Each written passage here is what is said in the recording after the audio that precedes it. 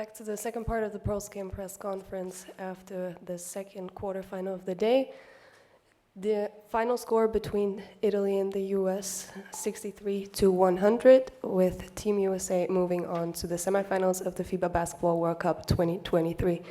I am joined now by head coach Steve Kerr and player Mikal Bridges from Team USA. We start with the player statement. Mikal, great performance from you tonight. Your thoughts on the game? Thank you. I think we just set the tone. That's what we've been preaching. Coach been preaching to us. I think at bench been doing a pretty good job, but I think the starters kind of just been letting them down a little bit just with a slow start. And that was the whole thing, just to play with force the whole 40. Don't wait too late, don't wait till the end. And that's what we did. The coaches got us prepared, and we just was playing hungry. Thank you. Coach, anything you would like to add? Just a great defensive effort. Our guys got after it right from the beginning, put pressure on and kept the pressure on. And the next group came in, did the same thing. And it was our best defensive effort of the tournament to this point. And that's what it's going to take to win 2 more games. Thank you. As before, please raise your hand to ask a question, and please state your name and the outlet you are working for. Keep your questions short so we can make sure to address them to either player or coach. We start here in the front, please. Hi, Coach. Congratulations on the win, Naveen Ganglani. Coach, after the game, Tyrese Halliburton mentioned the team was playing with a little bit of anger following the loss last time around.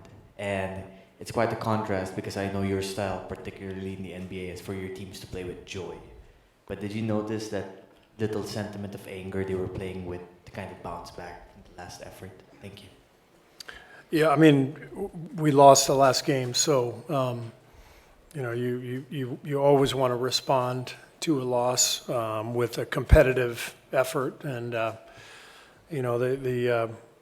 the joy and the competitiveness go hand in hand. When you compete and you play with that kind of force and energy, and you get the ball moving, like Tyrese was making happen, like Anthony Edwards moving the ball early on. It's just infectious, and then it becomes fun, and it doesn't matter who scores and who gets the stats. It just becomes about the team, and that's when the game is I think, at its peak and when it's the most fun. Thank you. I saw another question all the way in the back. Yes? Steve, Tim Reynolds with AP, all the way in the back.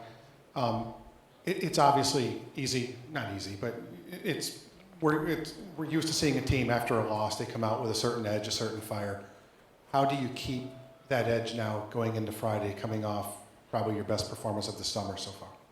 Well, it's been a 5-week journey for this group, and there's 5 more days. That's how we look at it. So we're the horse turning back to the barn. The horse starts picking up the pace when it senses it's near the barn, and that's what's happening right now. Our guys are sensing this is the the end of the journey, and the energy picked up tonight, the pace, the force, and so they know what's ahead. They know what the goal is. So I have no doubt they'll come out with the same energy, the same force in the next game. Thank you. One question over here. Gentleman in the gray shirt. Mikal, in addition to playing with the force that you talked about at the outset, did you guys have a certain swagger that you maybe hadn't played with all summer? No, not really. We always play with that swagger. I think just felt that energy off the jump, and everybody felt it, the starters, the bench, and we just found each other. Earlier I gave Ant a big shout out, and man, Ant could get 30 whenever he wants, like easily. And for just to him to be unselfish, and we talked to him and try to help him out just to find guys, and that's what he did. And he's probably the happiest dude in the locker room right now. So, shout out to Ant for that, and he knows how dominant he is. He's very confident. So just to find guys, and I think we kind of fed off that. Once we saw Ant doing that and how happy he was, and everybody kind of had that joy as well. But no, I feel like no matter what, our swagger never goes away. We just was ready, and we're going to stay ready until we get out of here. Next question over here, blue jacket. Nope, in the second row, sorry. Thank you. Mikal, Jake Fisher with Yahoo Sports.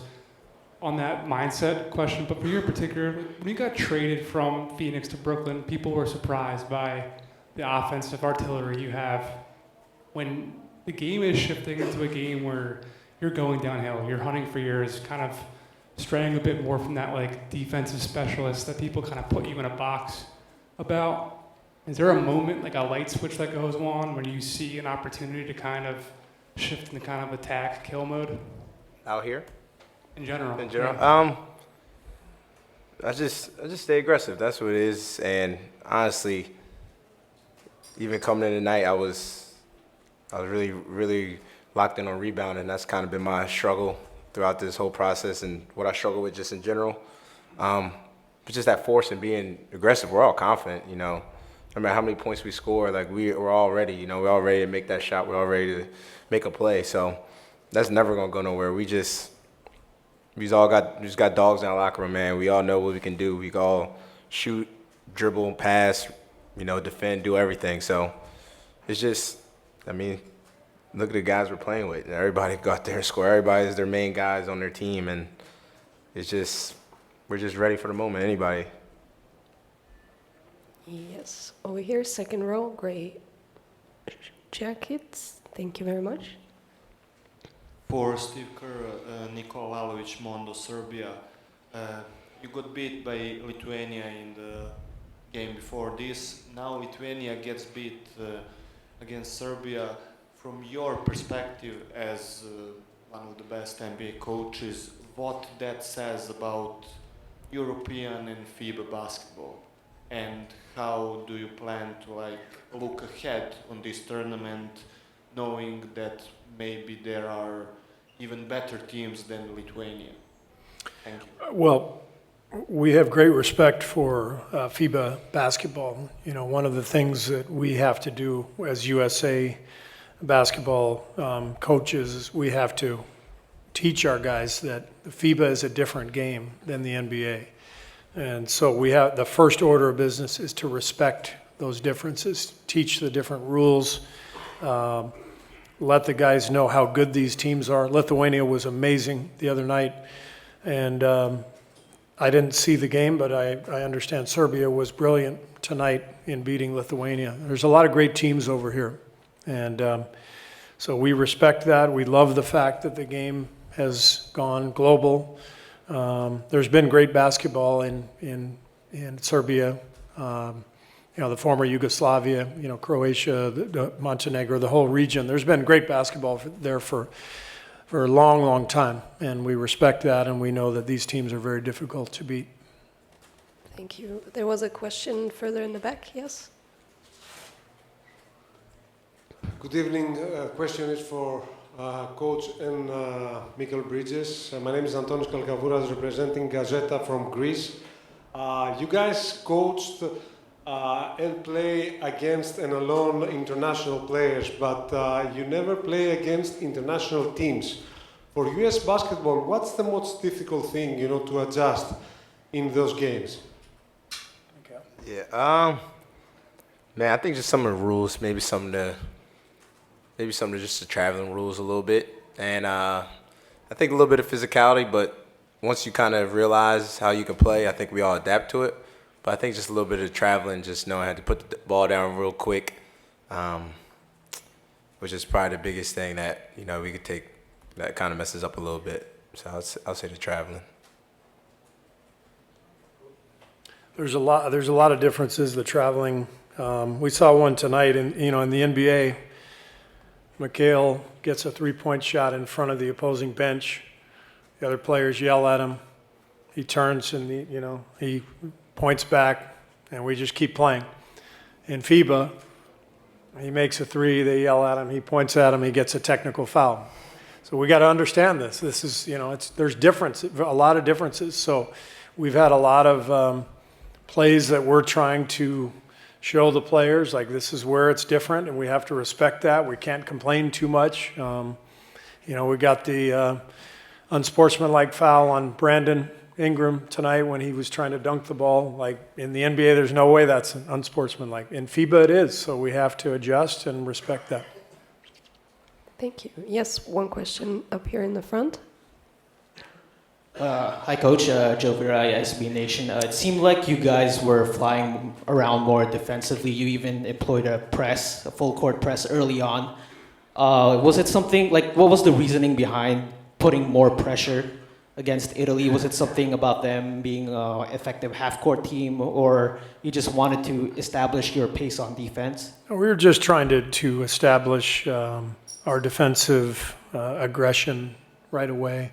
We know that the biggest advantage that we have is the depth on our roster. And, we can play really hard, for 5 or 6 minutes and then bring another 5 guys in. And most teams can't do that. And so we have to take advantage of the talent that we have.